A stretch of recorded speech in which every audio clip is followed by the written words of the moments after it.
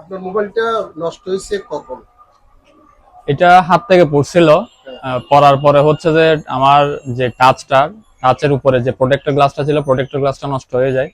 Protector glass যখন নষ্ট হয়ে গেছে, এটা চেঞ্জ করতে নিয়ে গেছিলাম। তো ওরা 300 টাকা নিয়ে আমাকে একটা লিকুইড প্রোটেক্টর গ্লাস লাগাই দেয়। তো প্রোটেক্টর গ্লাস রাতে লাগাইছি, লাগানোর পরে পরের দিনও সকালে ইউজ করছি।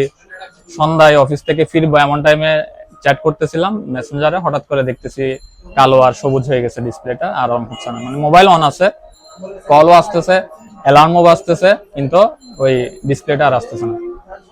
এখন আপনার কি মনে হয় ডিসপ্লেটা কেন নষ্ট হয়েছে? এখন আমি তো ইস্যু করতেছি, ওই যে হাত থেকে পড়ছে, সেলফের উপর থেকে পড়ছে ওইটা, প্লাস হচ্ছে যে প্রোটেক্টর গ্লাস লাগানোর পরে দেখলাম যে লিকুইডটা কিছুক্ষণ পর পর ছড়ায় ছড়ায় যাচ্ছে, এগুলো আবার মুছতেছি। এখন এই দুইটা কারণে যে কোনো একটা হইতে পারে, হাত থেকে পড়ার পরে, এদিকে লিকুইডের কারণে যে কোনো একটা হইতে পারে। এখন ডিসপ্লেটা কেমন দেখাচ্ছে একটু দেখুন তো।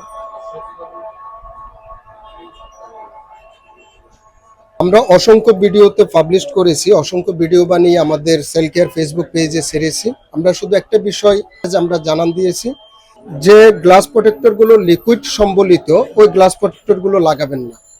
ওই গ্লাস প্রোটেক্টর গুলোর সাথে যে লিকুইডটি আসে, ওই লিকুইডের এক চুল পরিমাণ যদি, এক ফোঁটা লিকুইডের 10 ভাগের 1 ভাগ লিকুইড যদি কোনোভাবে ডিসপ্লের ভেতরে প্রবেশ করতে পারে, সর্বোচ্চ 24 ঘন্টার মধ্যে এই ডিসপ্লেটি নষ্ট হয়ে যায়। তো আমরা একজন মোবাইল সার্ভিসিং এক্সপার্ট হিসেবে, একজন মোবাইল টেকনিশিয়ান হিসেবে আপনাদেরকে বারবার এই মেসেজ দিয়ে সচেতনতা করার চেষ্টা করেছি যে লিকুইড সম্বলিত যে গ্লাস প্রোটেক্টরগুলো আছে, এগুলো কোনো মোবাইল ফোনে লাগাবেন না। লাগালে 300 টাকার লিকুইড সম্বলিত গ্লাস প্রোটেক্টর 30,000 টাকা দামের ডিসপ্লেটি নষ্ট করে দিবে। ধন্যবাদ।